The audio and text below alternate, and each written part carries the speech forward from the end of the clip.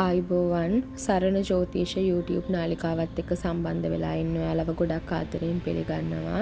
ඉතින් අපි එහෙනම් බලමු 2026 පෙබරවාරි 2 වෙනිදා ඉඳලා පෙබරවාරි 8 වෙනිදා වෙනකන් වන සතිය ඔබට කොහොමද කියලා. ඉතින් මේ පොදු ලග්න පලාපලයක් බව තරයේ සිහි තබාගෙන මම වීඩියෝ එක ඉදිරියට නරඹන්න කියලා ආදරෙන් ඔයාලගෙන් ඉල්ලනවා. මොකද Taman ගත කරන මහදශා අතුරුදශා අනුව මේ කියන කාරණා සුළු සුළු වශයෙන් හෝ වෙනස් වෙන්න පුළුවන්.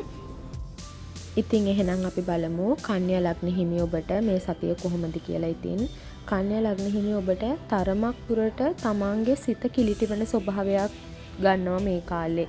ඒ වගේම තමයි යම් කිසි දෙයකට යම් කිසි කෙනෙක්ට මුලාවට පත් වෙන්න පුළුවන් නිසා කල්පනාකාරීව කටයුතු කරන්න ඕනේ කන්‍යා ලග්න හිමි ඔබ.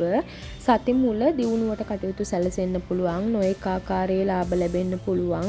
ඒ වගේම තමයි ඥාති මිත්‍රාදීන් සමග ප්‍රීතියෙන් කටයුතු කරන්න පුළුවන්. සති ආරම්භය තමයි කන්‍යා ලග්න හිමි ඔබට පෙන්වුම් කරන්නේ. නමුත් සති මැද වන විට කනගාටුව නම් හිතේ රජ වෙනවා. අවනම්බුව ලැබෙන්න පුළුවන් කියලා පෙන්නනවා. ඒ වගේම තමයි අවුල් වියවුල් වලට මැදි වෙන්න පරිසරය හැදෙන්න පුළුවන්. ඒ නිසා බුද්ධිය පිහිටවල කටයුතු කරන්න ඕනේ කන්‍යා ලග්න හිමි ඔබ මේ සති මැදවන විට. අලාභ හානියක් හෝ යම් දෙයක් නැති වෙන්න පුළුවන් කියලා පෙන්눔 කරනවා. ශාරීරික ආබාධයක් ඇති වෙන්න පුළුවන් කියලා පෙන්눔 කරන නිසා ප්‍රවේශම් වෙන්න. සති අග තරමක් දුරට යහපත් වෙනවා. කලින් තිබුණට වඩා සිතට සැනසීම ඇති වෙනවා කන්‍යා ලග්න හිමි ඔබට. ඉතින් ඉදිරි සතිය කන්‍යා ලග්න හිමි ඔබට සිතන පතන කරන කියන සෑම දෙයක්ම සාර්ථක කරගන්න ශක්තිය වාසනාව ලැබෙන්න කියලා ප්‍රාර්ථනා කරමින් මම මෙතනින් සමුගන්නවා. ඔබ සියලුම දෙනාට තෙරුවන් සරණයි.